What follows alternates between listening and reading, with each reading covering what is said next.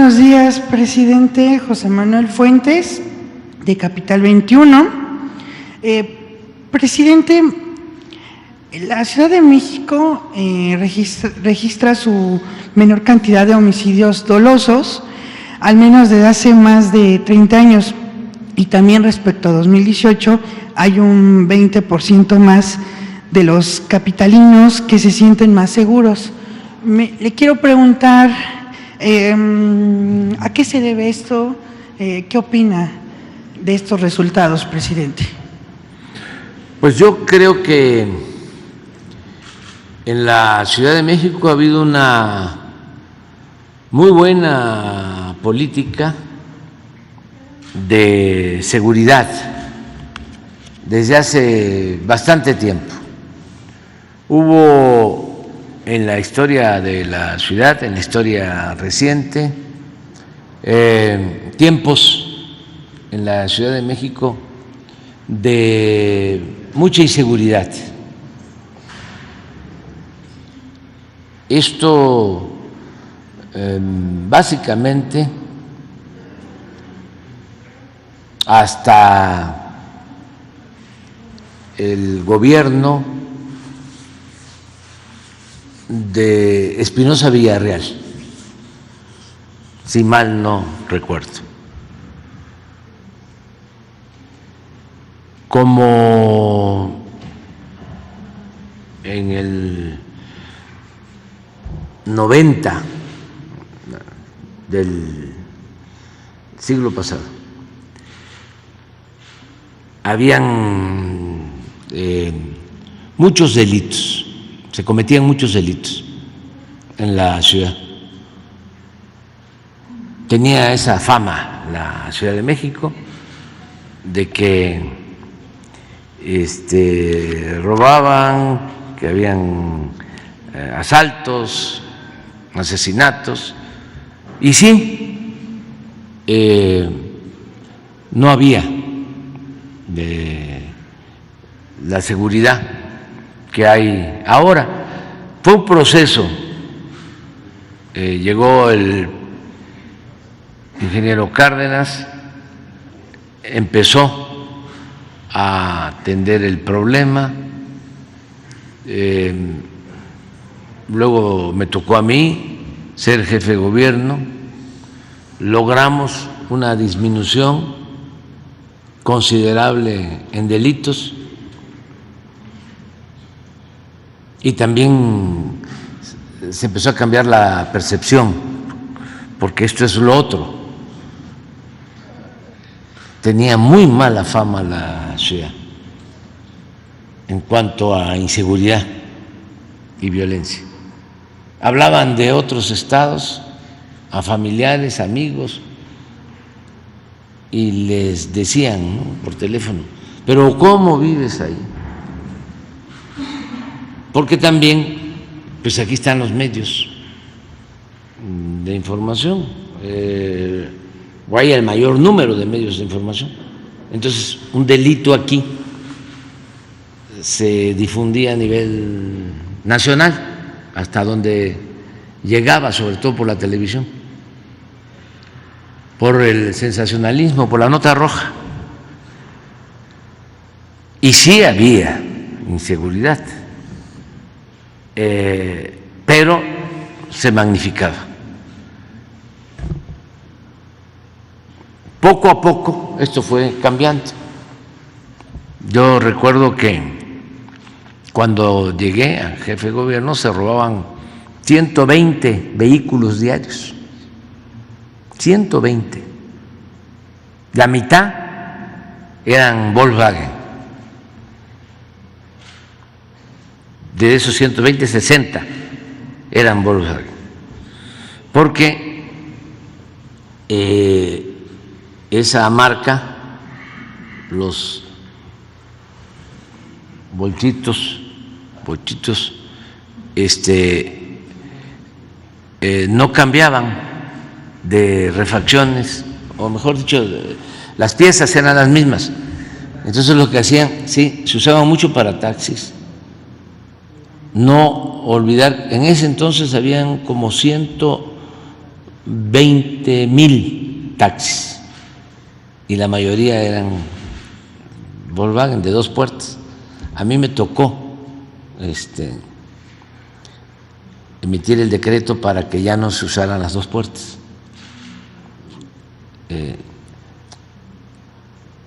Y se desarmaban y se vendían las piezas. Entonces era lo que más se robaban en ese entonces. Poco a poco se fue logrando la disminución. Lo más doloroso eran los robos de vehículos a mano armada, porque a veces los automovilistas ponían resistencia y eran jóvenes,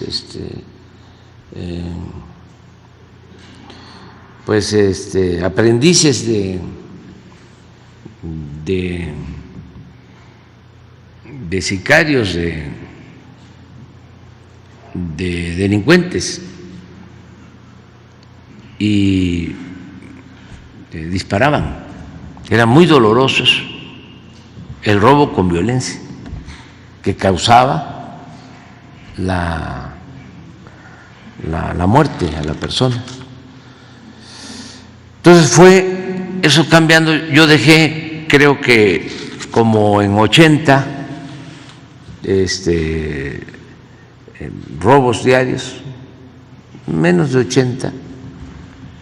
Luego Marcelo Ebrard bajó mucho también, siguió la disminución de robo de vehículo y de homicidios.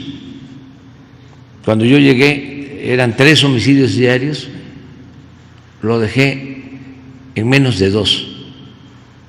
No había en ese entonces bandas de narcotráfico. Los homicidios, como los robos de vehículo, tenían una dinámica distinta, pienso, que la de ahora. Por ejemplo, el robo de vehículo se daba más martes, miércoles y jueves. Subía. Ya el viernes y todo el fin de semana bajaba hasta el lunes. Se iban y ese era el comportamiento. O sea, martes, miércoles y jueves, me acuerdo bien, cuando más robaban. Sí, porque robaban y se iban de paseo el fin de semana, ¿sí? Y el homicidio no, al revés. El homicidio, no teníamos homicidio ni lunes, ni martes, ni miércoles, ni jueves, viernes, sábado y domingo, porque tenía que ver más con las fiestas y el alcohol. Se podía tener el lunes, martes, miércoles un homicidio diario o no habían homicidios. Sin embargo, el sábado 5, 6, pero no había en ese entonces, estoy hablando del 2000, lo de las bandas. No operaba aquí ningún cartel en ese entonces. Bueno, con Marcelo se logra una disminución mayor, tanto en robo de vehículo como en homicidios. Hablo de estos 2 delitos porque son los que tienen menos cifra negra y se pueden medir más, aun cuando en el caso de otros delitos, el robo, por ejemplo, a transeúnte, el robo a casa habitación, el robo a comercio. En el caso del robo a comercio, sí lleva, desde ese entonces, lleva una estadística, la Cámara de Comercio. No sé si ahora lo siguen haciendo, creo que sí, del robo de comercios. Como en el robo de vehículos en ese entonces, la mitad de los carros estaban asegurados, la otra mitad no. La mitad asegurada, pues ahí las aseguradoras llevan una estadística. Ha sido muy importante que los números, si ponemos robo de vehículo, que les hablaba yo se llegó a 120 diarios. Con las dos, aunque se sumen, así está, mire, este es el resultado. Al grado que llegó un tiempo cuando se agravó lo de la violencia en el país, una vez que declara la guerra Calderón al narcotráfico, mucha gente se viene a vivir a la Ciudad de México, como también hay mucha gente del norte que salió del país en la época de Calderón, nada más que eso ya no se dice.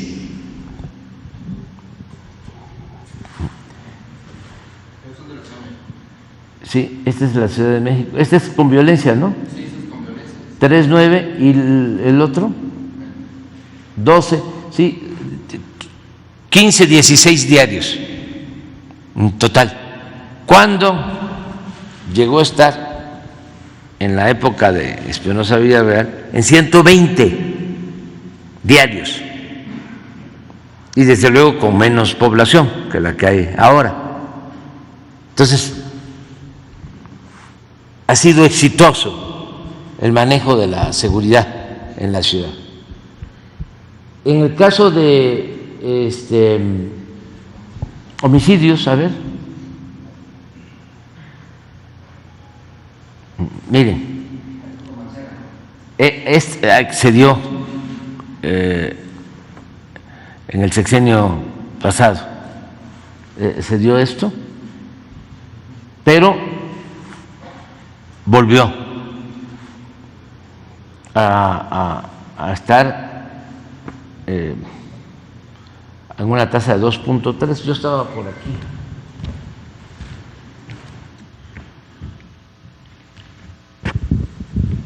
Este es 97. Yo llegué aquí y estuve hasta aquí. Y sí bajó. Y con Marcelo también.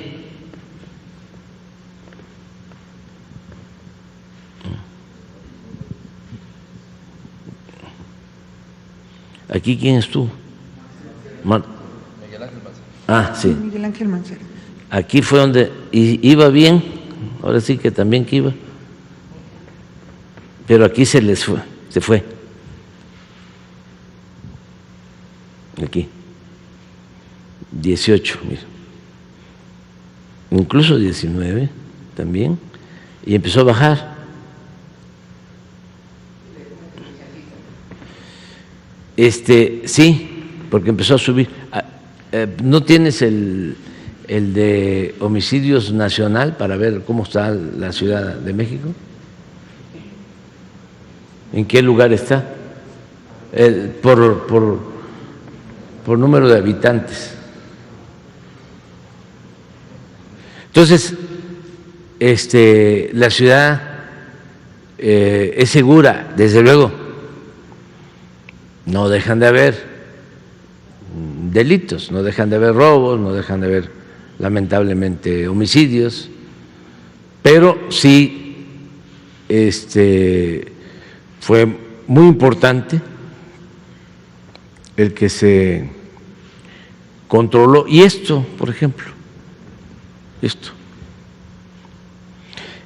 esa tendencia, a ver si está en la Ciudad de México.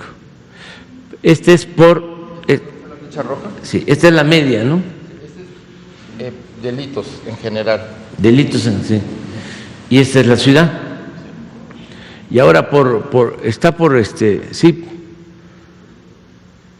Esos son los delitos. A ver, en homicidios.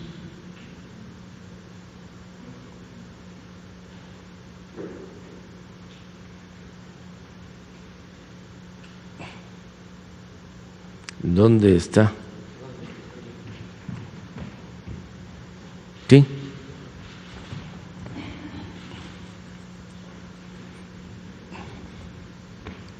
A mitad de la tabla. Ahora hay que cuidar mucho lo del consumo de droga en la ciudad. Sobre todo, sí, lugar 22 por cada 100,000, eso es lo que, o sea, es realmente bajo el número de homicidios en la ciudad. En ese sentido, presidente, me gustaría, enfatizar un poco con este tema. Entonces, la Ciudad de México sería un claro ejemplo de que atacar desde la raíz el problema que genera la violencia funciona. Sí, aquí se logran estos resultados en buena medida por los programas de bienestar. Eso ha ayudado mucho. Otras cosas también, por ejemplo, no son malas las policías de la ciudad. Hay 4 corporaciones: la policía preventiva, la policía auxiliar, la policía bancaria y la ministerial, y son buenas. Cuando yo llegué a jefe de gobierno, ya el finado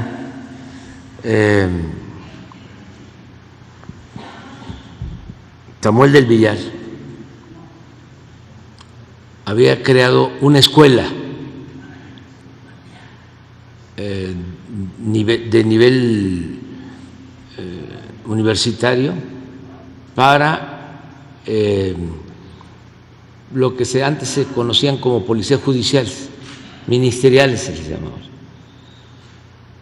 que podían estudiar, y se empezó a exigir que tuviesen para entrar a esa corporación el nivel de educación media superior, preparatoria terminada, y podían tener licenciatura.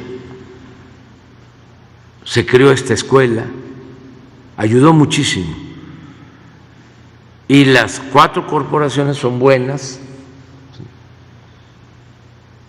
Eso también influye. Bueno, y la atención, el no delegar estas cosas, el que el jefe de gobierno, la jefa de gobierno, pues estén, como ha sucedido, ¿no?, atendiendo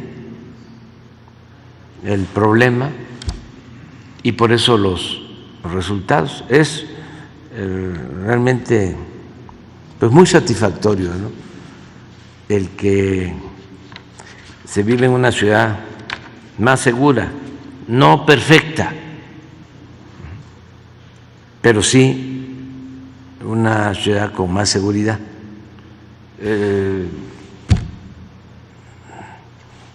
cuando la crisis de la violencia de Calderón que era tremenda, en Nuevo León, en Jalisco, en Guanajuato, mucha gente se vino a vivir acá, a la ciudad, y otros a Estados Unidos, a las ciudades de Estados Unidos. Mucha gente migró, no solo por la falta de empleo, como lo hicieron muchos también, sino en busca de seguridad. Se fueron a radicar, a vivir. Personas, familias de clase media, que se fueron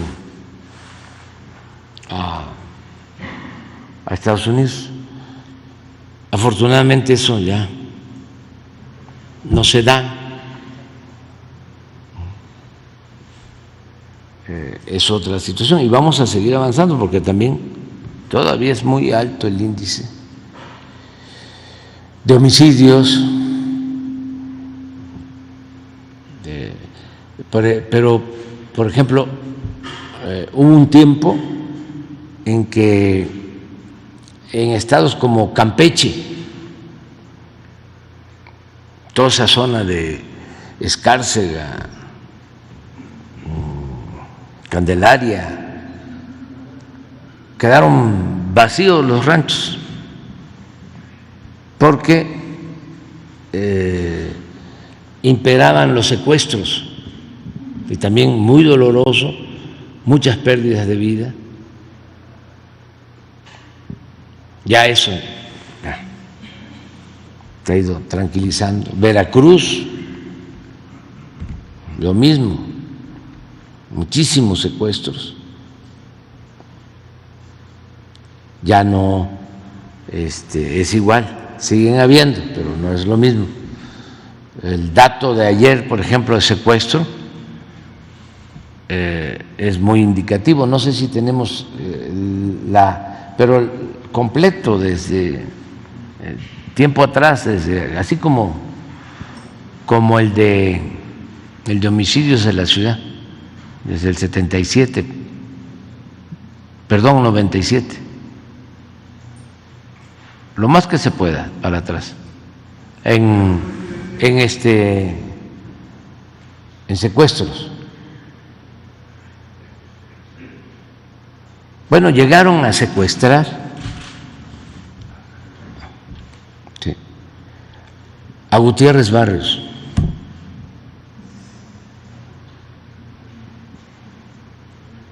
A Fernando Gutiérrez Barrios, que para los jóvenes, pues, ahí les quede de tarea. ¿Quién era Fernando Gutiérrez Barrios? Bueno, y al licenciado Diego Fernández de Ceballos. La ardilla. Sí. Sí. Sí. Pero esto es muy importante.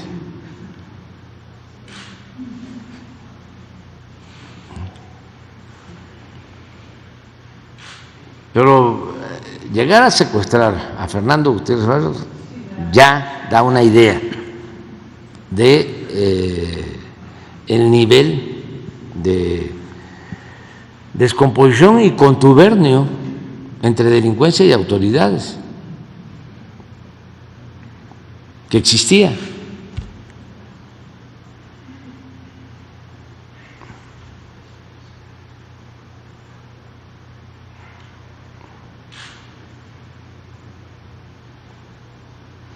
Muy bien.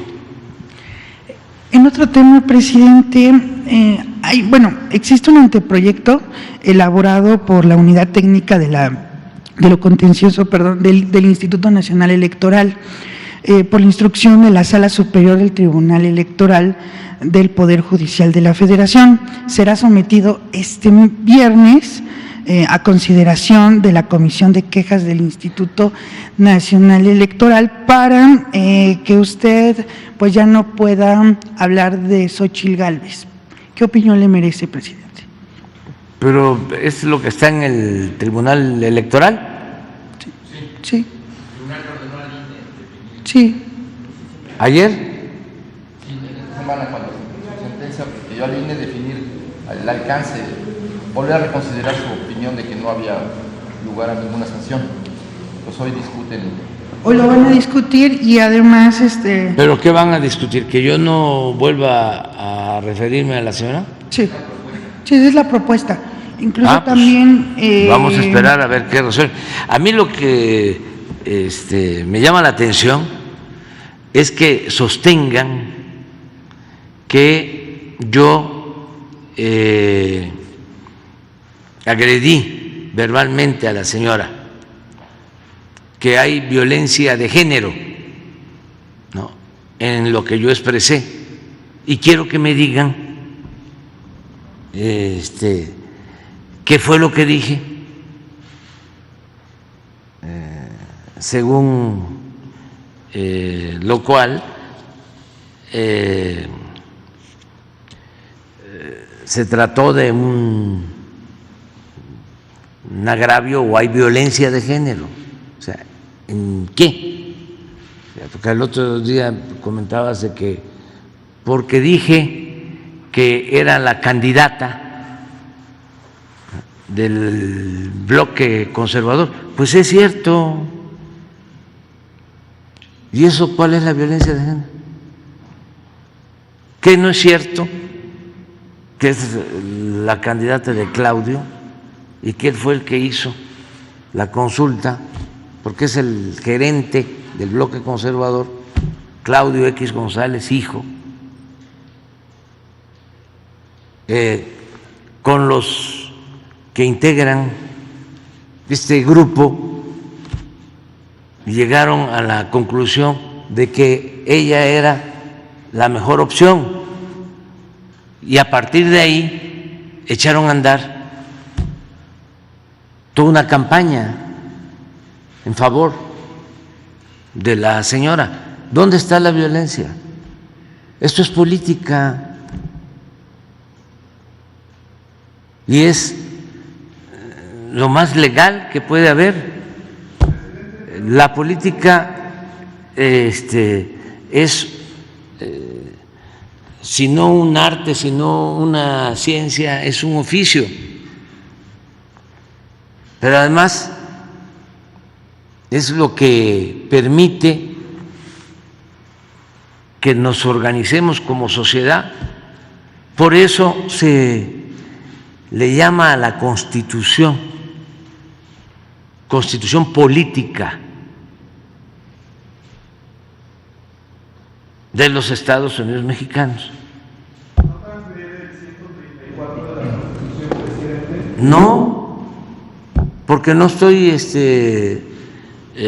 llamando a votar por nadie.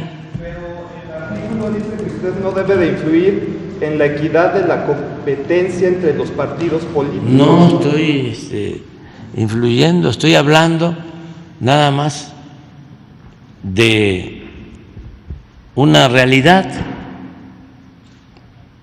que existe un bloque conservador que está en contra de la transformación del país y esto lo he dicho desde siempre, que es un bloque de conservador muy corrupto. Pero después de que Fox se metió con usted en el 2006, que eso violó Fox la Constitución, usted está haciendo prácticamente lo mismo, presidente. No, yo lo que estoy advirtiendo es de que quieren los corruptos, los que saquearon a México, regresar a hacer lo mismo. Como cualquier otro partido. No somos iguales. y tenemos la obligación de advertirle a la gente. Si usted ve que alguien se va a meter a un domicilio a robar, pues lo tiene que denunciar. Pero para eso usted tiene a Mario Delgado, por ejemplo, a los presidentes. No, pero yo no sé, eso es partido. No. El gobierno está obligado a garantizar la justicia, ¿sí?, la honestidad y la democracia. Esa es la función. Y yo tengo el derecho de decir, y además tengo las pruebas de que son una pandilla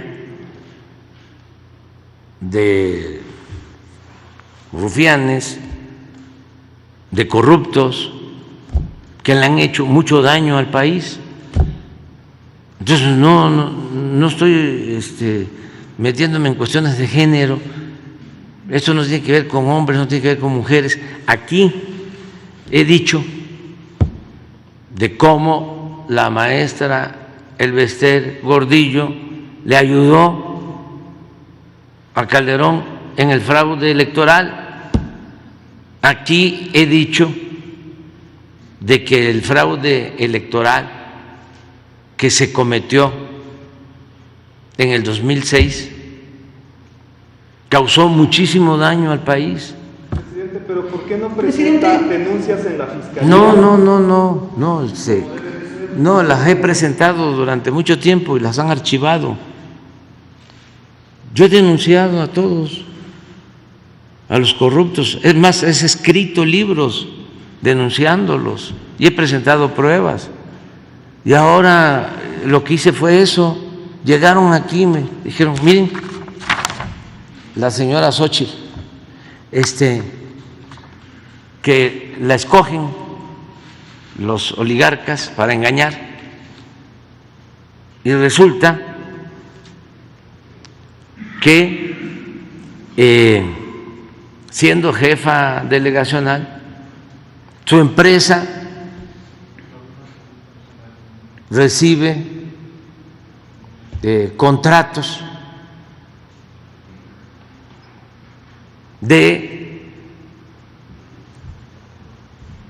desarrolladores inmobiliarios que hacían gestiones en la delegación. Entonces,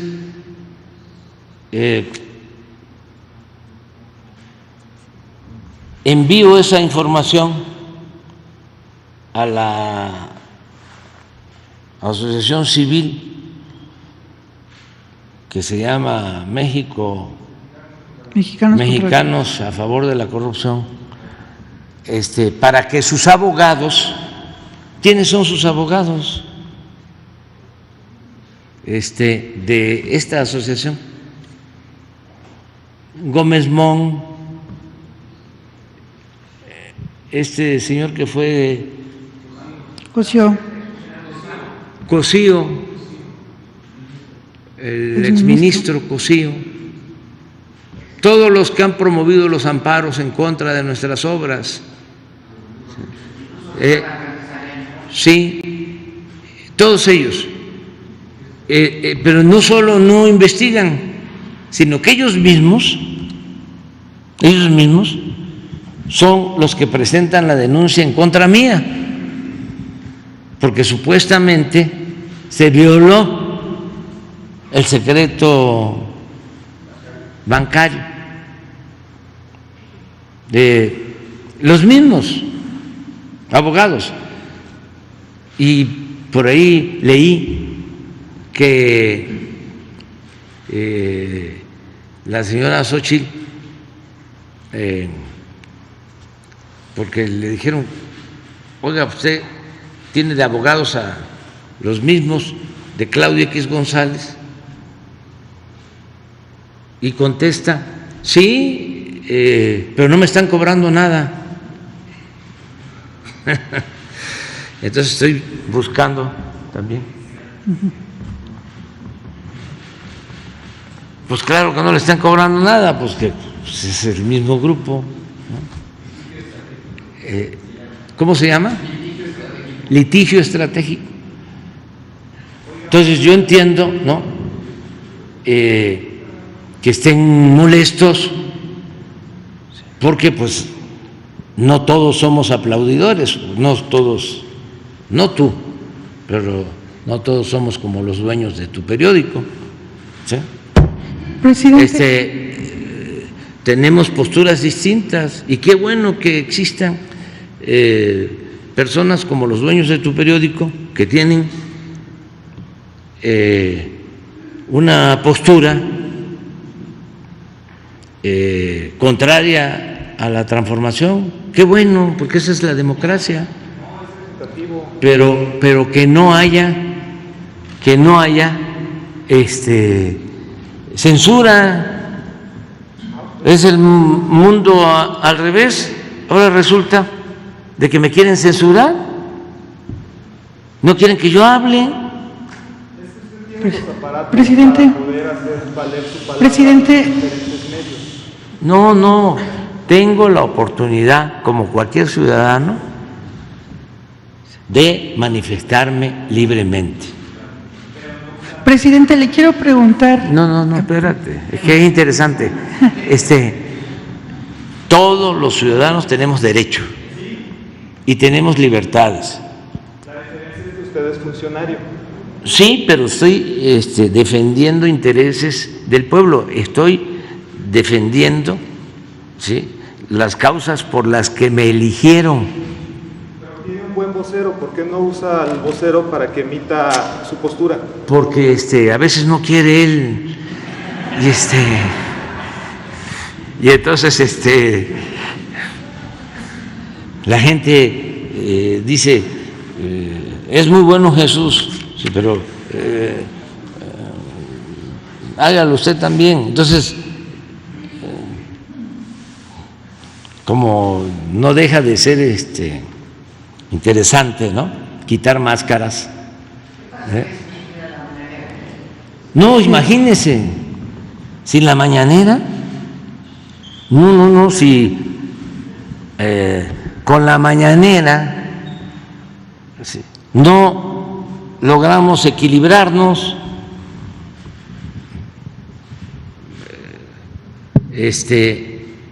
no logramos, es así la diferencia.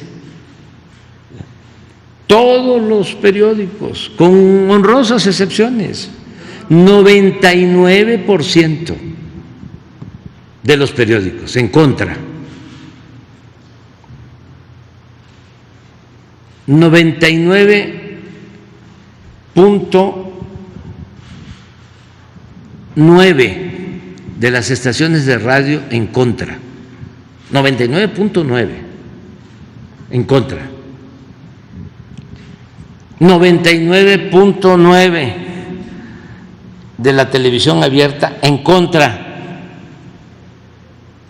Nunca en la historia, desde la época de Madero, se había atacado tanto a un presidente.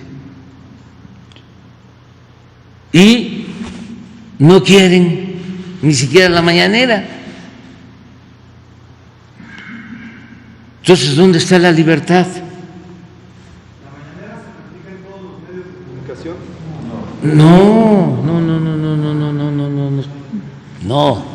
¿Ustedes creen que en Televisa reproducen la mañanera?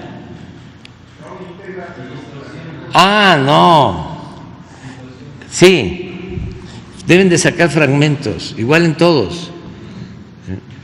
En los periódicos, nada. En la radio nada más están buscando qué les parece extravagante de mi parte, en qué pueden cuestionarme. Andan a la casa del gazapo. a la casa del error. En el 14.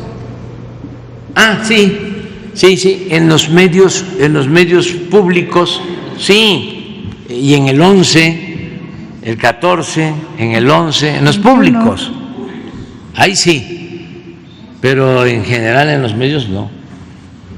El artículo 6 impide que haya cualquier impedimento a la manifestación de ideas de cualquier persona. Ah, sí, pero además es la libertad. O sea, ¿cómo no voy a poder expresarme? Pero además, por eso estoy pidiendo, porque tengo derecho a la defensa, que me digan los magistrados del tribunal dónde está la violencia de género. Es censura porque los magistrados del tribunal, como los jueces, los magistrados, los ministros de la Corte, la mayoría, la inmensa mayoría, están al servicio de la oligarquía, de los grupos de poder económico, los que antes se sentían dueños de México, los que mandaban, los que tenían secuestrado al gobierno, los que saqueaban el erario. Esa es la realidad. Entonces, es muy interesante pues que ahora estemos luchando por una auténtica democracia, porque nos tenían engañados con el discurso democrático, cuando en realidad lo que imperaba era la oligarquía, el gobierno de la minoría, el gobierno de los potentados. A ver, pongan en el diccionario qué es la oligarquía, en el diccionario, y díganme si esta definición de oligarquía no se parece a lo que se imponía en México, lo que predominaba en México. Díganme si no era una oligarquía. Y luego pones la definición en el diccionario de democracia.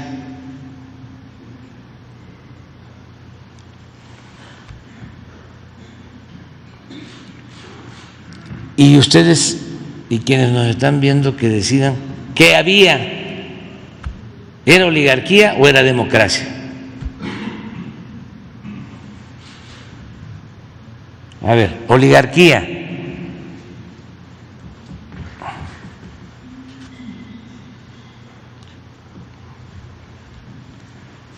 De acuerdo al diccionario de la lengua.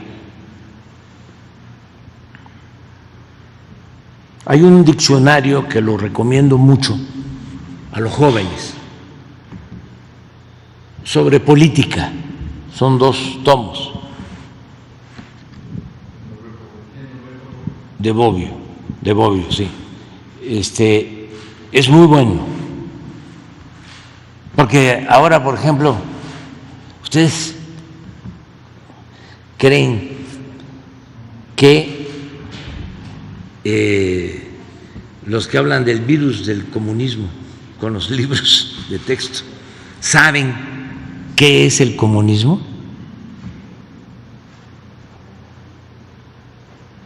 ¿Creen que saben?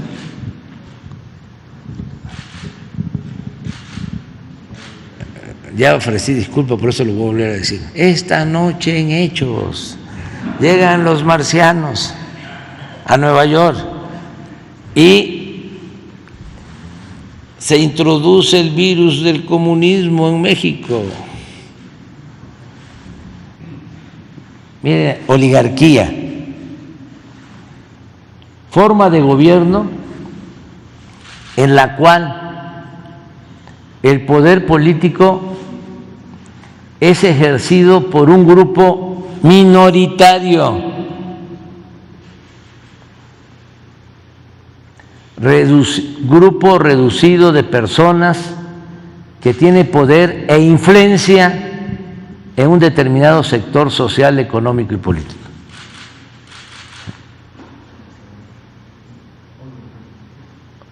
Forma de gobierno en la cual el poder político es ejercido por un grupo minoritario. Ahora vamos con democracia. Sistema político en el cual la soberanía, que es el poder, reside en el pueblo, que la ejerce directamente o por medio de representantes.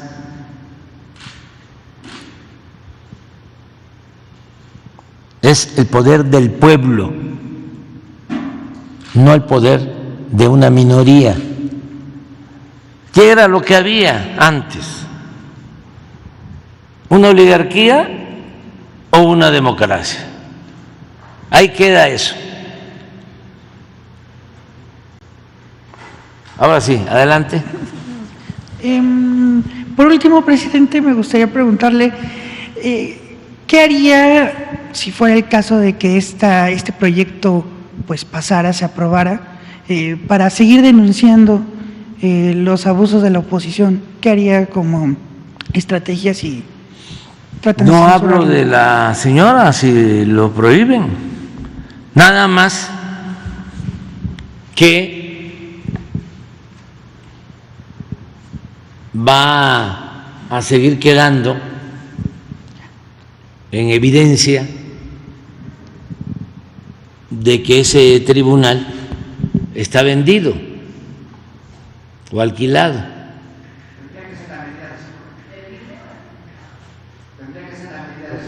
el caso de que usted no pueda hablar de ella, ellos también no tendrán que referirse a usted. Es que es realmente contrario a la libertad. O sea, es una violación flagrante a las libertades. ¿Cómo se va a silenciar a las personas? ¿O los dos? Los dos. O sea, si continúan actuando de esa manera, el tribunal, como no cambió, sigue estando en las mismas. ¿No se acuerdan que hasta cancelaron candidaturas? Además, sin fundamento, por consigna de potentados.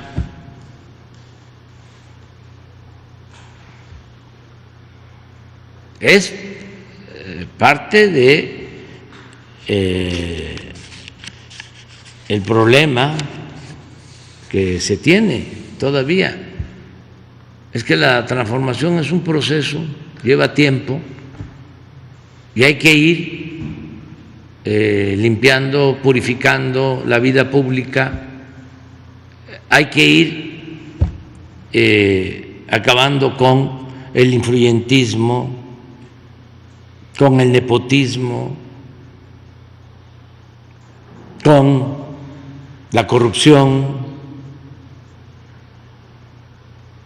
con todas esas lacras de la política. Pero no es fácil arrancarlas. Los vicios vienen de tiempo atrás. Acaban ayer de dar a conocer de un ministro, no, magistrado del Poder Judicial, que lo destituyeron y lo van a juzgar porque de Estados Unidos se le acusó de estar protegiendo a delincuentes. Un magistrado del Poder Judicial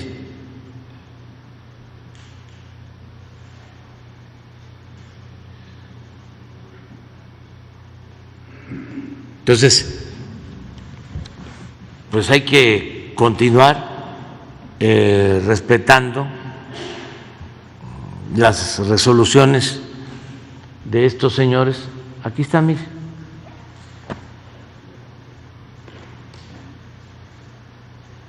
Magistrado de circuito.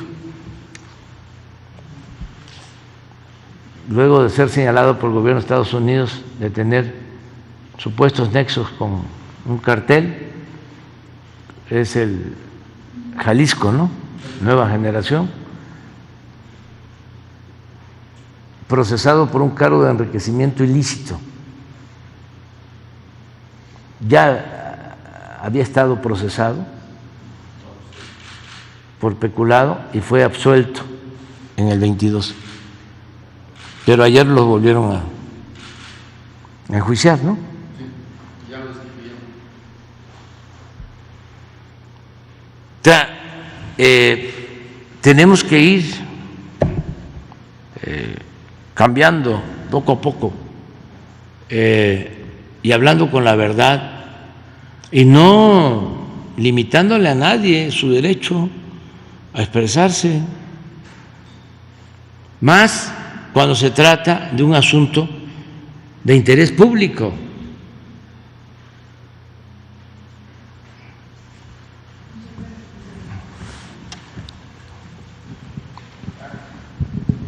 Buenos días, presidente. Óscar González, de RELAC 104.5 FM. Dos casos. El primero de ellos, señor presidente, la señora Olda Mesa Mendoza, quien es propietaria de un bien inmueble ubicado en calle Pablo Ruiz Rivas Martínez, de la colonia Escuadrón 201, perímetro de la alcaldía Iztapalapa, nos dice que aproximadamente en el mes de mayo del 2017 conoció a un señor de nombre Jorge Garibaldi García, quien se ostentaba como desarrollador y propietario de diversos proyectos inmobiliarios, en conjunto el Instituto de Vivienda del Distrito Federal, hoy Ciudad de México, el INVI, mismo que ofreció participar en uno de los proyectos del predio que mencionó, a lo cual terminó convenciéndose, pues era una buena oportunidad para vender el terreno y así poder obtener una ganancia por ello. Con fecha 13 de noviembre del 2018, la señora con el carácter de fideicomitente A y representada por el señor Jorge Garibaldi, a quien le otorga un poder general para pleitos y cobranzas, actos de administración y actos de dominio, con el fin de que llevara una edificación de vivienda para los beneficiados. Con fecha 7 de julio se le convocó a tratar estos asuntos de este bien inmueble con la subdirectora de lo consultivo, donde no sabía ni tenía conocimiento esta persona de la problemática que se tiene sobre el predio, ya que ni el expediente lo había leído, con el fin de darle seguimiento a las instrucciones de la doctora en ese entonces, Claudia Chimbo. Dicha entrevista solicitó que fuera a hablar con el licenciado Javier Melchor González, de la Dirección Jurídica de Asuntos Inmobiliarios, donde la atendió el asistente precisamente de forma grosera y altanera. El predio que se hace mención, propiedad del INVI, ya que se había entregado a través de su apoderado, por lo cual no se podía hacer nada. De lo antes narrado, se manifiesta que entre el notario público Jesús Castro Figueroa, funcionarios del INVI, Grupo Afirme, así como el apoderado, en su momento se aprovecharon de la ignorancia de la señora Olda para confabulizarse, para desposeer del predio, ya que nunca le explicaron los alcances de otorgar el predio a título gratuito. Se informó que se cubriría valor comercial. No se explica cómo pudo formar un fideicomiso sin que existan beneficiarios y que él mismo no se encuentre en la base de datos de dicho Instituto de la Vivienda. Ahora bien, uno de los principios de su gobierno es no robar, no traicionar y no mentir. Es el caso que se constituyó en las instalaciones del INVI y no solucionan el problema, ya que una persona mayor y del estado vulnerable de dicha institución al no resolver la problemática. ¿Qué se podría hacer, señor presidente, en este caso? Pues hablar con el jefe de gobierno, con Martí Batres, para que se ayude a la señora, se le informe qué sucedió, cómo está la cuestión legal y ver si no hubo irregularidades en el proceso. Eso es lo que te podemos ofrecer. Habla con Jesús para que pongas en comunicación a la señora con Martí Batres. Muy bien, gracias, presidente. Por otro lado, en el año 1973, el señor Miguel Gutenberg Martínez Vidal adquirió también un terreno, pero esto en Cuernavaca, Morelos, con dirección Isidro Favela, número 32, de la colonia Chapultepec. Desgraciadamente, esta persona de la tercera edad enferma, teniendo que trasladarse a la Ciudad de México, de Cuernavaca a Ciudad de México, para ser intervenido en el Hospital Siglo XXI, practicándole varias intervenciones quirúrgicas, por lo que tiene que permanecer aproximadamente aquí un año entre la pandemia y sus recuperaciones. Es cuando repentinamente recibe una llamada de un vecino de Cuernavaca manifestándole que su bien inmueble se observan varias personas con maquinaria amenazando con demoler el bien inmueble. El señor Miguel Gutenberg, cuando acude a hacer pagos de impuestos, no se lo aceptan porque ya está en nombre de otra persona. Por ello es que acude a levantar su denuncia por el delito de despojo con número de carpeta 2953 del año 2023, donde hasta la fecha únicamente existe la declaración del señor Miguel Gutenberg de 83 años. Es decir, la Fiscalía ha puesto muchas trabas y no avanza la carpeta de investigación. Además, le argumentan las personas que intentan despojarlo que cuentan con un contrato firmado por él, por el señor Miguel Gutenberg, el cual nunca ha firmado a nadie en ningún momento. Por lo cual le pide también un apoyo, señor lo vemos presidente. Aquí con Rosa Isela Rodríguez. Pero él tiene la posesión, él está viviendo en la casa. No, ahorita ya empezó y ya no tiene la posesión. Sí, de todas maneras, ¿no? Que Rosa Isela lo atiende. Ok, gracias, presidente. Adelante.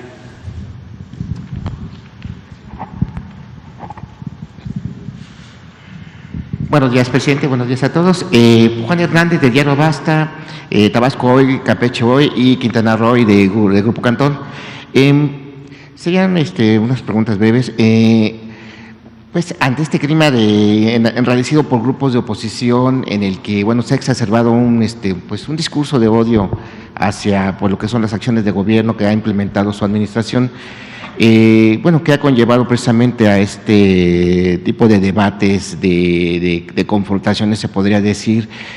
De alguna manera, preguntarle si usted ha tomado previsiones en el sentido de poder evitar un ataque hacia su persona. No sé, que se ha mencionado en estos asuntos de ya sea agresiones a candidatos, pero en este caso también se ha mencionado que podría usted ser una de las personas también agredidas. ¿Qué medidas usted ha tomado al respecto? No, tengo mi conciencia tranquila y no tengo ningún temor, porque los adversarios se portan bien, no pasan de insultos, no hay mayor perversidad. Es una molestia de tipo político, de tipo ideológico. También resienten algunos, no muchos, de los adversarios, porque estaban sacando provecho del gobierno, mantenían privilegios, obtenían dinero del presupuesto y ya no, pero son relativamente pocos. La mayoría incluso de los potentados de México están haciendo negocios lícitos con ganancias razonables. Ayer hablábamos de lo que habían obtenido los bancos de utilidades, 230,000 millones de pesos el año pasado. Por eso dije en el Zócalo, recordé el dicho campesino, Choco Jarocho, de que cuando la milpa se da bien, alcanza hasta para el pájaro.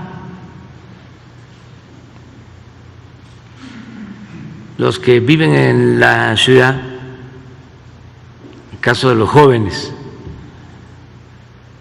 a lo mejor no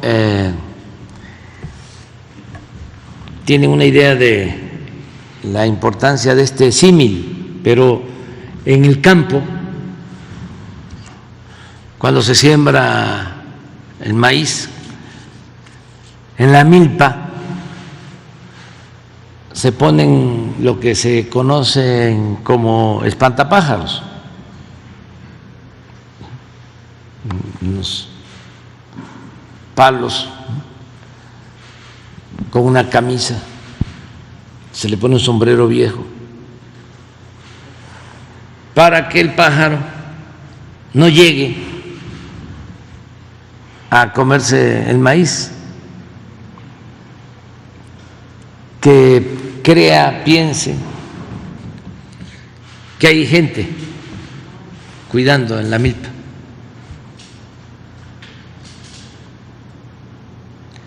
Pero cuando se da bien la milpa,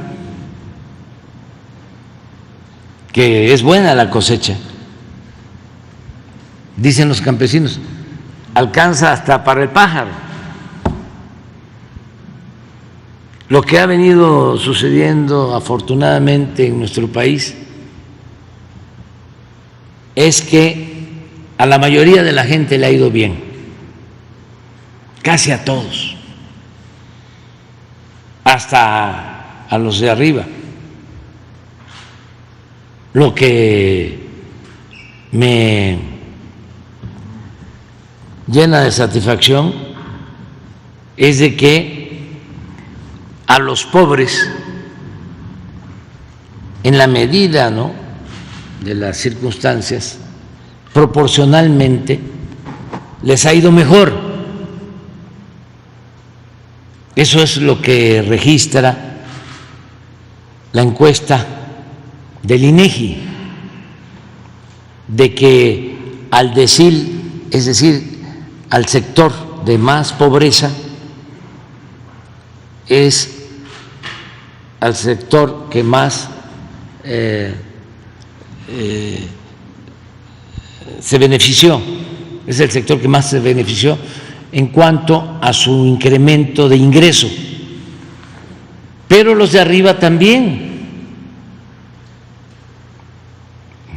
menos, pero es proporcional, pero a los de abajo les fue mejor. Entonces, ¿qué empresario, verdadero empresario, porque hay que distinguir entre el traficante de influencia y el empresario, porque hay muchos que actúan como empresarios, pero no son empresarios en sentido estricto, son traficantes de influencia.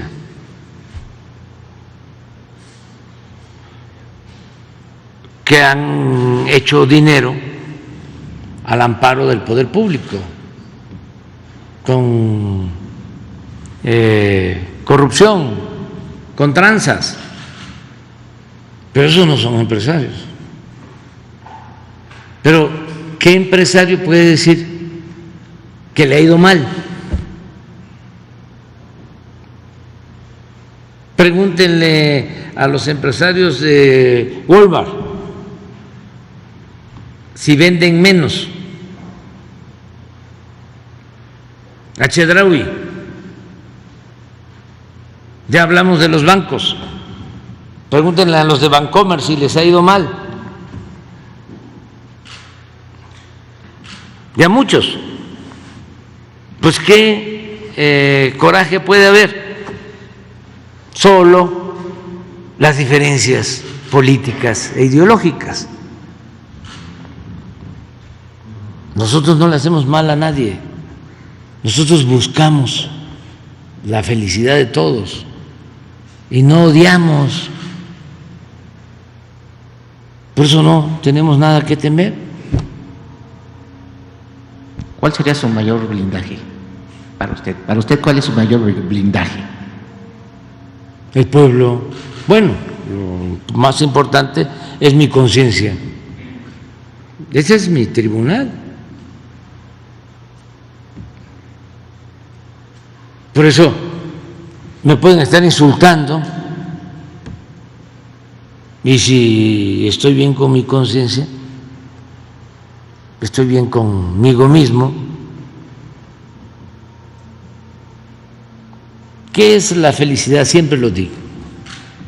Es estar bien con uno mismo, estar bien con nuestra conciencia y estar bien con el prójimo. ¿Usted ha estado en un momento de infelicidad? ¿No ha sido feliz? ¿Felicidad? ¿En qué momento usted no ha sido feliz? Bueno, como cualquier ser humano, tiene uno momentos de tristeza, momentos de alegría, así somos los seres humanos.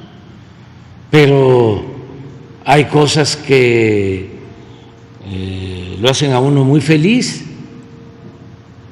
Por ejemplo, el ayudar al prójimo. Esto que salió la semana pasada, les dije, estoy contento, estoy muy feliz. Porque dedica uno esfuerzo, tiempo, fatigas a que se combata la pobreza, a que no haya tanta desigualdad. Y puede ser que aún teniendo buena voluntad no se logre por distintas razones. En política tiene mucho que ver la suerte, y yo soy en eso un afortunado, porque imagínense si vengo diciendo desde hace años, por el bien de todos, primero los pobres, y lo puedo constatar de que se están ayudando los más necesitados. Eso vale más que todo el oro del mundo. Eso no se compra con dinero. Eso es 1 millón de Ferraris. Son como 500,000 yates, como 300,000 departamentos de lujo en el extranjero, como 100,000 mansiones. De acuerdo al pensamiento de cada quien, que hay que respetar también. Porque siempre digo, no todo el que tiene es malvado. Hay quienes han hecho un patrimonio con esfuerzo, con trabajo, de conformidad con la ley, merecen respeto, hasta protección, porque de ellos dependen muchas familias,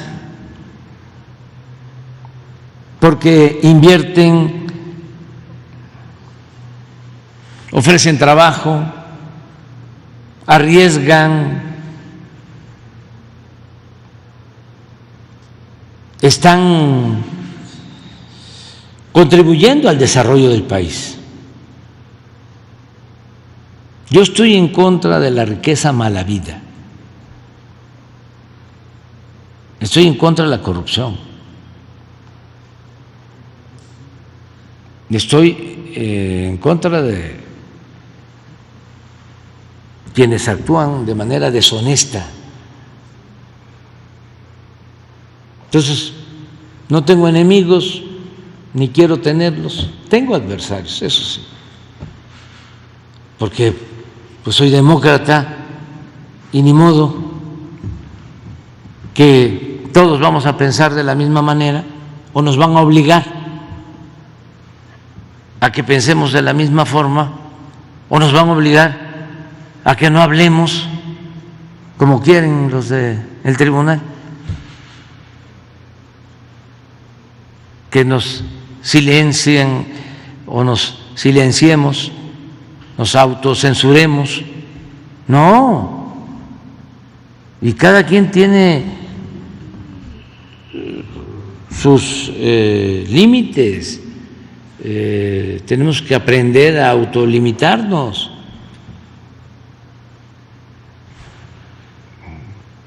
No decir ninguna grosería, no insultar a nadie, nada más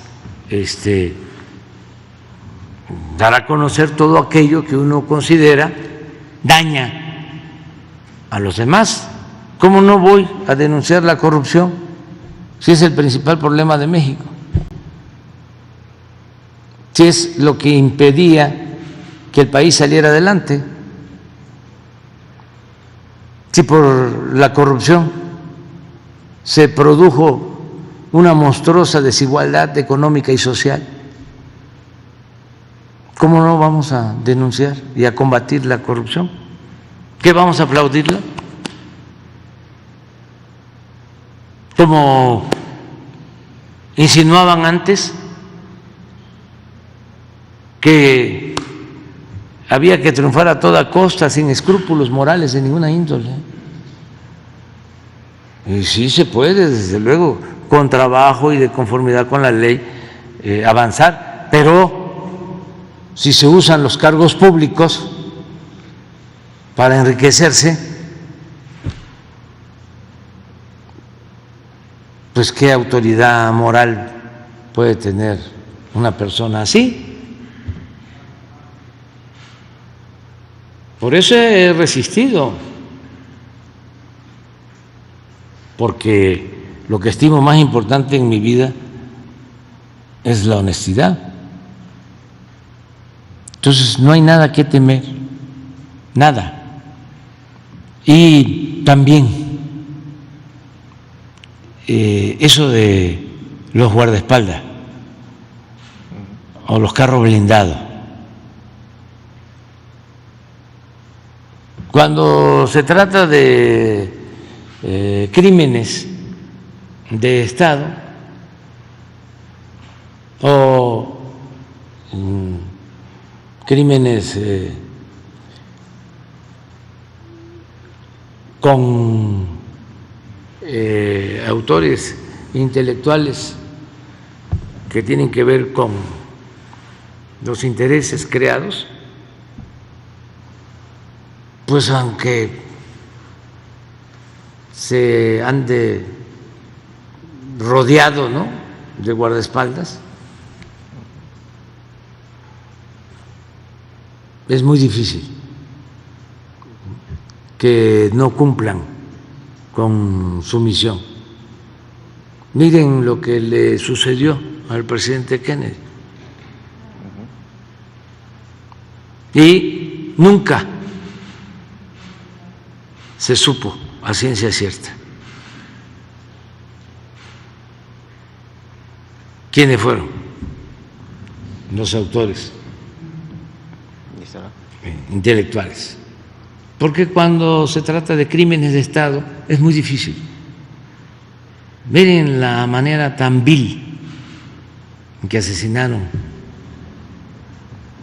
al candidato Luis Donaldo Colosio.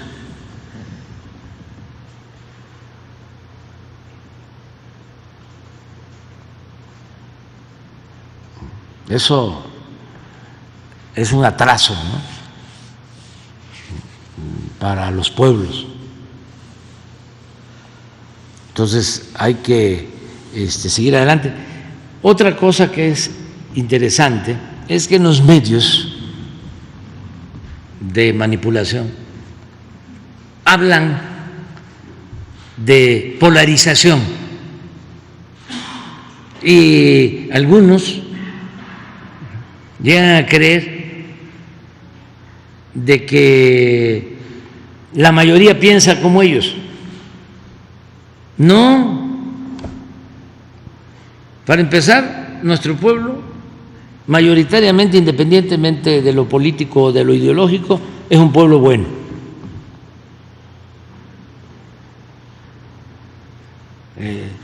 Muy humano,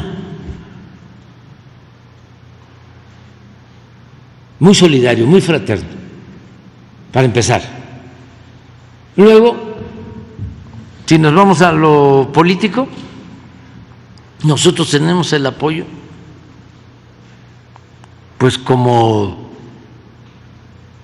del 70-80% de la población.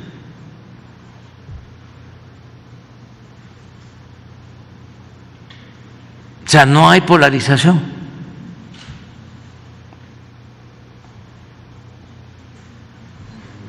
Porque si fuese 50%, entonces sí, ¿no? ¿Dónde hay polarización? En España. Acaban de haber elecciones y casi parejos.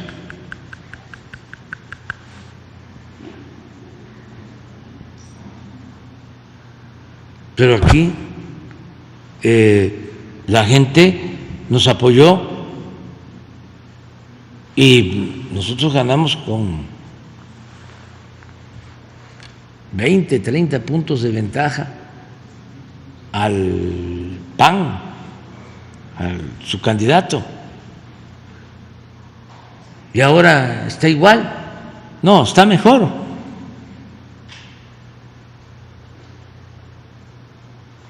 Entonces también eso decirlo, ¿no? Porque dice, está polarizado. No. Tenemos encuestas en donde la mayoría de la gente de Guanajuato nos apoya. La mayoría de la gente de Jalisco nos apoya. La mayoría de la gente de Chihuahua.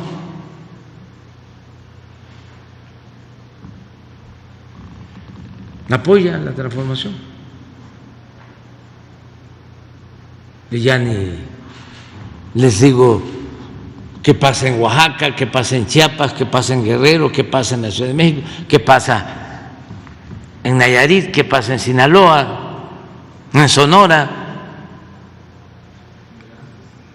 los migrantes en general. La mayoría de la gente está apoyando. Y vamos nosotros a seguir respetando a nuestros opositores, garantizando el derecho a disentir. Y adelante, o sea, ya lo he dicho, no voy yo a pedirle a los dueños de la radio, de la televisión, de los periódicos, que censuren a un escritor, a un conductor de radio, de televisión. No,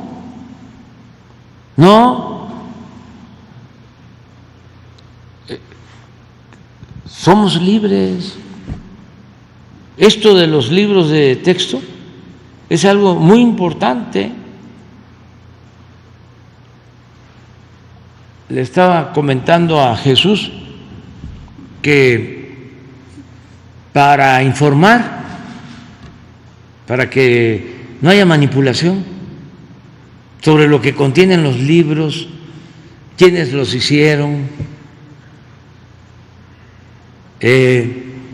si son doctrinarios, si tienen el virus del comunismo o no, cuál es el fundamento teórico que utilizaron, quiénes participaron, qué papel tuvieron los maestros, que son los que los van a aplicar, que nunca los tomaban en cuenta cuando se hacían los libros, porque era un asunto de los de arriba nada más, tanto de los empresarios de la industria editorial como de los intelectuales orgánicos. De hecho, nos iba a mostrar una factura, ¿no?, de una elaboración de libros, ¿no?, a cargo de una editorial, ¿no? Nos iba a compartir una factura. Sí, habían 3, 4 editoriales, vamos a darlas a conocer, que eran los que desde los tiempos de Zedillo se dedicaban a hacer los libros. Habían editoriales españolas, contratos que se obtenían con ese propósito, y al mismo tiempo pues se garantizaba que los periódicos de esa editorial hablara bien del gobierno.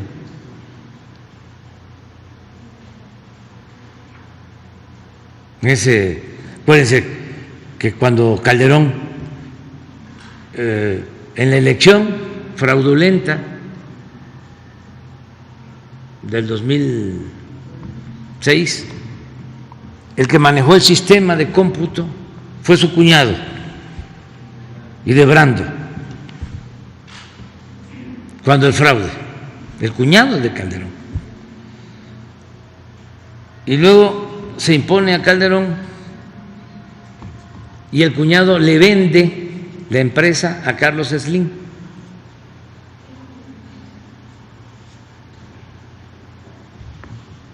Y el otro cuñado se va a trabajar a prisa a una empresa editorial española que edita el periódico El País. Y como era muy buen asesor el señor, creo que le pagaban 200, 300 mil pesos mensuales.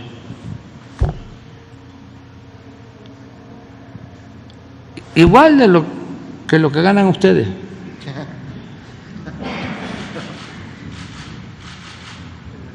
Entonces, vamos a revisar los libros y que nos informen los que lo hicieron, que son maestros, que son pedagogos, que son especialistas de todas las materias, libro por libro. Nada más que no nos vayan a censurar, porque vamos a querer adoctrinar. ¿Cuándo sería esto? Vamos a difundir el virus del comunismo aquí.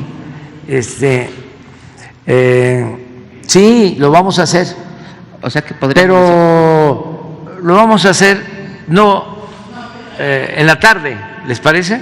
en la tarde. O sea, yo creo que con una semana o 2 semanas en la tarde vamos a pensar de 5 a 6, ¿les parece? Conferencias vespertinas, digamos. O para que haya más diálogo circular de 5 a 7. Aquí. Aquí. ¿Va a estar usted o va? No,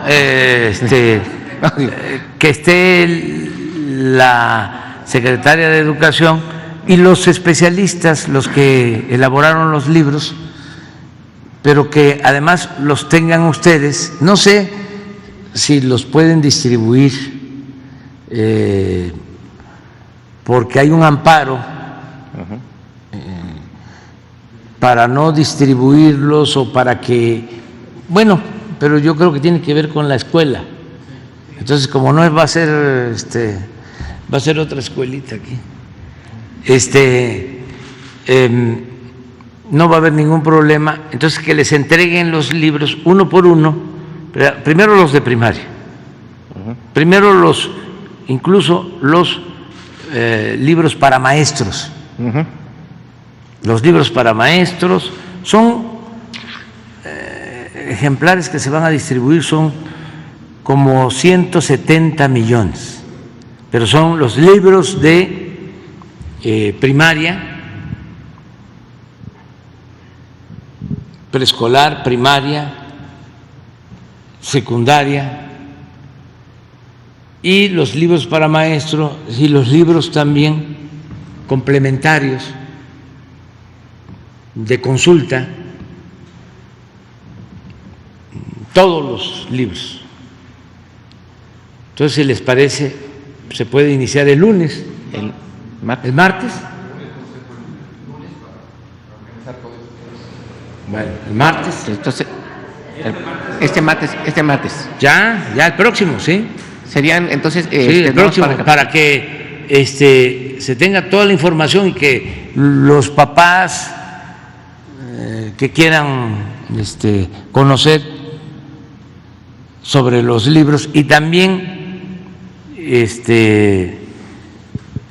se respondan todas sus preguntas, ¿no? Que hay existe, por ejemplo, una imagen que se repite y se repite y se repite y se repite y se repite en los que están en contra, ¿no? Es una imagen que no voy ahora a mencionar, pero que se puede aclarar, ¿no?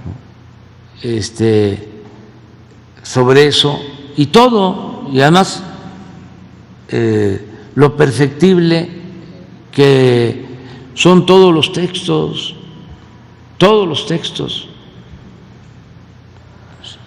Por eso hay ediciones, ¿no? Posteriores, ya con modificaciones, se van mejorando, pero lo importante es ver la esencia de los libros, o sea, qué tienen, por qué son distintos, cómo eran los de antes, cómo son estos, y cuál es la fundamentación de los pedagogos, de los que hicieron los libros, que tardaron muchísimo tiempo, participaron cientos de especialistas, técnicos, científicos, participaron gentes del CONACYT, especialistas del CONACYT, especialistas en filosofía, en historia, en todas las materias. Entonces, por eso va a ser muy importante que se conozca lo de los libros. Perfecto, gracias. Y también rápidamente. una aclaración, es una facultad del Ejecutivo lo de la elaboración de los libros de texto. Está en la Constitución, en el artículo 3 constitucional. O sea, no es algo que no establece, en este caso, la ley de leyes, que es la Constitución. Bueno, ¿Mande? ¿Sí es legal que los gobernadores puedan frenar la distribución tratándose de una facultad federal? No podrían hacerlo, pero tampoco es como este asunto de prohibirme hablar. No vamos a entrar nosotros en polémica, es una facultad que tenemos de acuerdo a la Constitución, al artículo 3 constitucional. Pero yo creo que va a ayudar mucho el informarle a la gente. Va a ayudar mucho. Porque si son nada más gritos, ¿no? Y campaña, ¿no?, en contra, pues pueden llegar a confundir. Por eso es importante poner por delante la verdad que nos hace libres. Dice que usted se dio la educación, en la Secretaría de Educación Pública, a un grupo de marxistas radicales. No puedo yo entrar en esa polémica. Imagínense si yo contesto mañana las 8 columnas del Universal. No me voy a enganchar. O sea, no. Somos libres y hay que garantizar el derecho a disentir. Y todos podemos opinar. Lo mejor es que se argumente, que podamos informar con argumentos y que la gente de manera libre aplique su criterio. No querer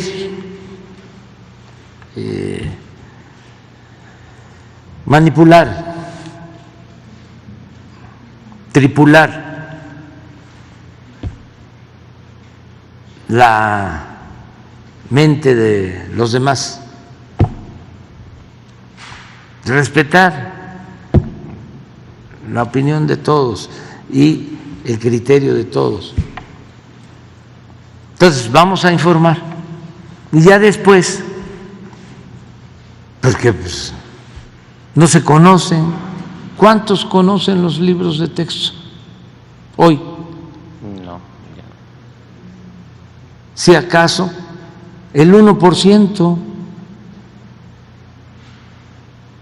Entonces, ¿cómo vamos a estar hablando de algo que no conocemos, nada más por lo que nos dicen, que ahí viene el comunismo, ¿no? ¿Se acuerdan cómo decían que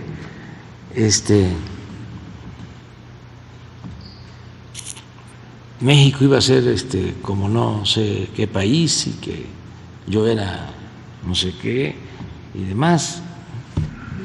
Peligro para México.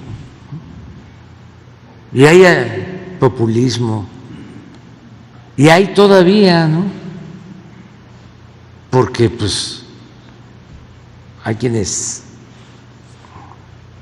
pues son muy obcecados y le siguen creyendo a Claudio X González de que se está destruyendo el país. a ver en qué se está destruyendo. ¿En lo económico? ¿Se está destruyendo? Claudio, a ver. ¿En lo social? ¿Se está destruyendo? ¿Qué no se está atendiendo como nunca a la gente más necesitada? ¿Eso es destruir el país? ¿En qué? ¿Está destruyendo el país la corrupción como lo destruía antes?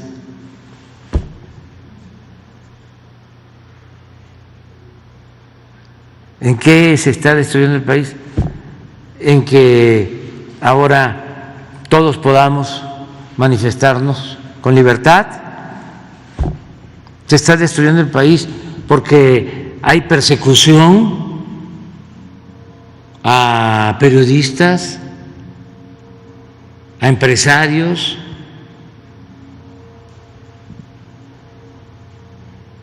¿En qué se está destruyendo el país? Sí, hay libertades plenas en México. En violencia, todos los días trabajamos para garantizar la paz y vamos avanzando en ese propósito. Se está destruyendo el país porque ahora, como sucedía antes, dominan los narcotraficantes. Se está destruyendo el país porque ahora la secretaria de Seguridad es como García Luna.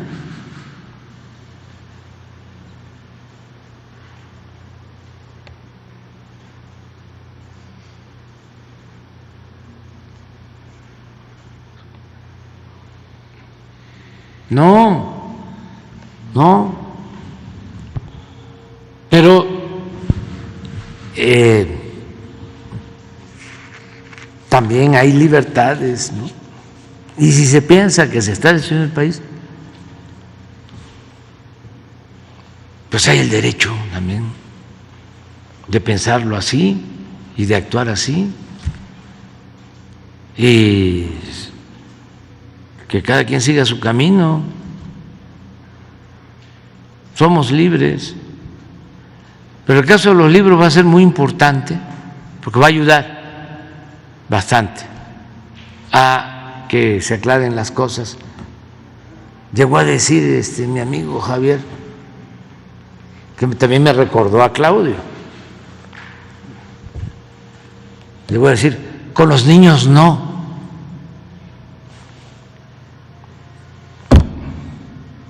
Ya parece, ¿no?, que un niño va a ser manipulado, metiéndole ideas extravagantes, ¿no?, a un niño. Es que Claudio, cuando querían imponer la reforma educativa de manera hipócrita, porque son muy cretinos, decía, me preocupan los niños, ¿no?, que no tienen clase, porque los maestros no cumplen con su responsabilidad. Me preocupan mucho los niños. Puro cuento, pura hipocresía. Desde que estamos en el gobierno han habido paros en las escuelas,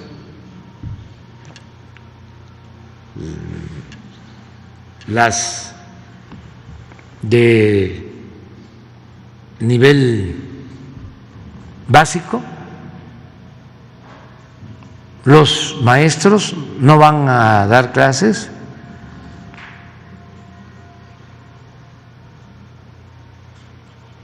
No, ahora es distinto,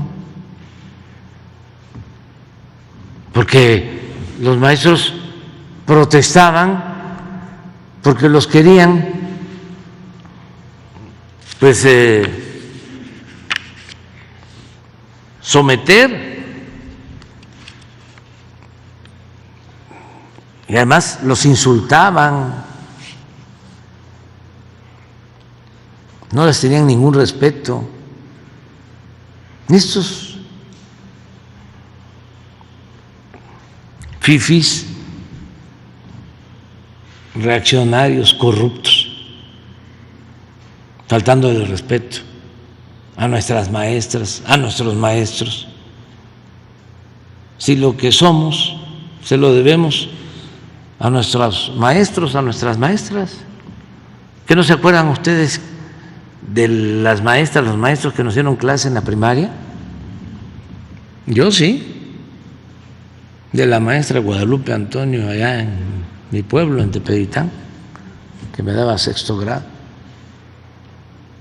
o el maestro Joaquín González, que me dio cuarto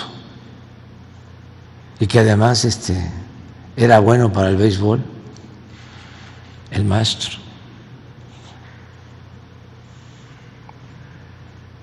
Gente buena, todos los maestros.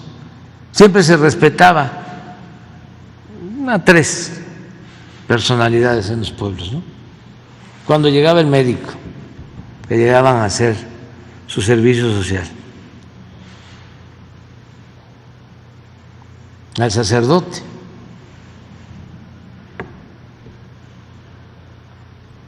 cuando llegaba también en las fiestas patronales, porque no en todos lados había parroquia, pero sí. Yo llegué a acompañar a unos padres en Macuspana cuando iban a las rancherías, a los pueblos, y un gran respeto por ellos. Y a los maestros. Maestro era todo, era el que le hacía a la gente sus escritos para solicitar sus obras, sus caminos, sus puentes, desde luego la escuela. Esos eran los maestros. Entonces llegan estos tecnócratas irresponsables, corruptos, ¿no? Y se les hace fácil decir la educación está mal porque los maestros son unos irresponsables. Luego entonces hay que hacer una reforma educativa y quitarle los derechos a los maestros y poder contratar a cualquiera como maestro. Y vamos a cerrar las escuelas normales,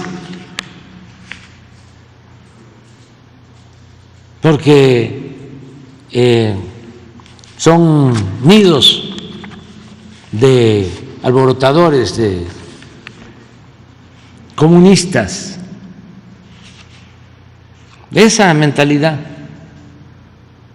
Chong, que llegó a ser secretario de Gobernación, cerró el Meche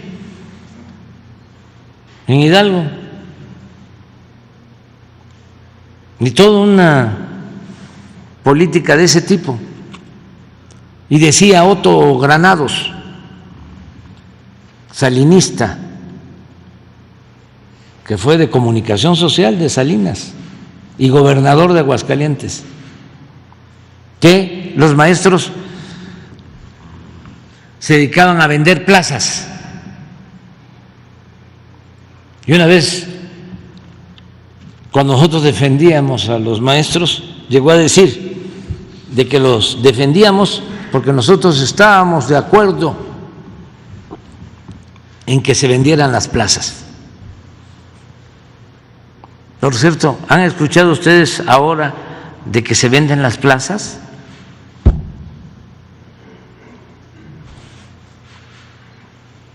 Me acuerdo que esa vez le contesté, con todo respeto.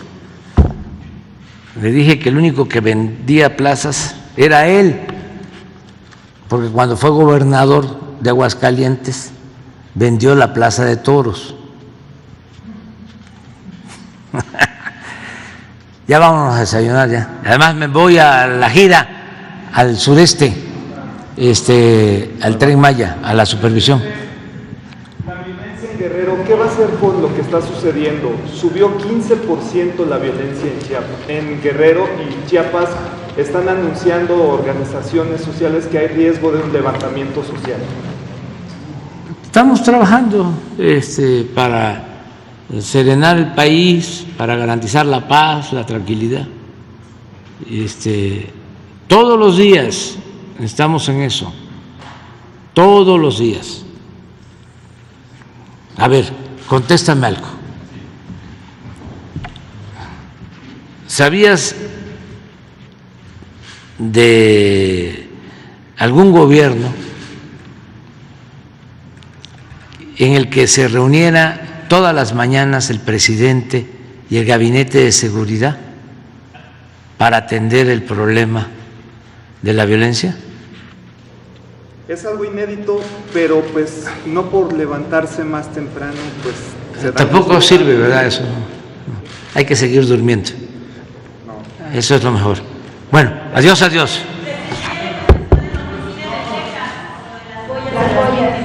No, pues es muy inhumano todo eso que está sucediendo. Que si tanto le importaba la vida humana, que por favor, bueno, que cerraran, controlaran todo. No se puede debatir con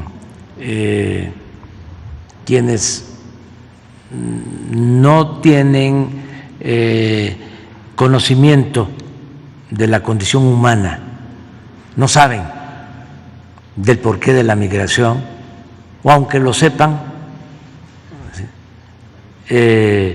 no les importa. Ellos actúan de manera inhumana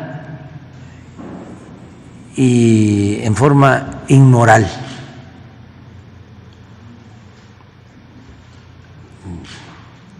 Pero yo creo que en sus iglesias los van a cuestionar.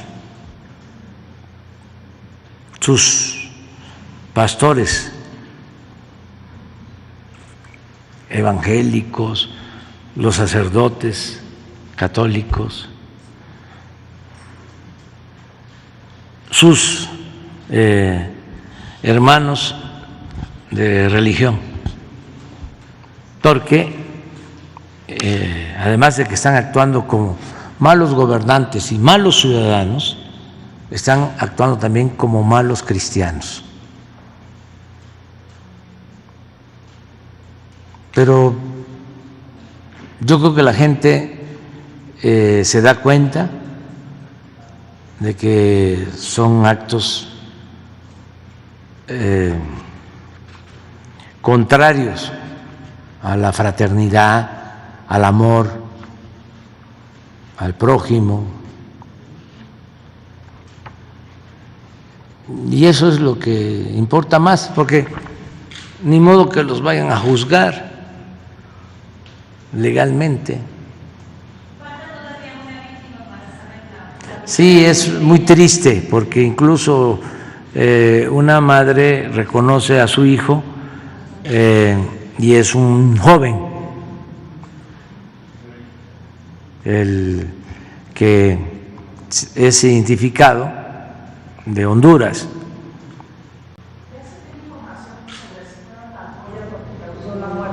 Están haciendo toda la investigación sobre lo que realmente sucedió, pero hay que esperarnos. Bueno, adiós, adiós.